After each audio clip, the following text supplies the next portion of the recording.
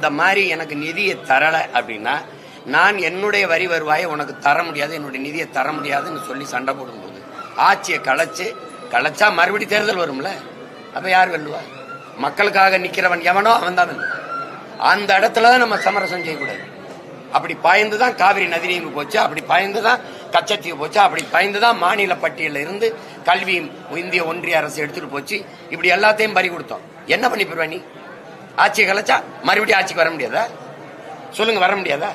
இப்படித்தான் இனத்தை கொல்லும் போது நீங்க இந்த பதவிக்கு பயந்து உட்கார்ந்து இருந்துதான் லட்சக்கணக்காக கொண்டு குவிச்சான். போயா அப்படின்னா மறுபடியும் மக்கள் தேர்வு செய்வான். அவ்வளவு மானங்கட்ட உணர்வு கட்ட ஒரு அறிவு கட்ட மக்கள் கிடையாது இவன். தன்மானமுக்கு ஒரு இனம்.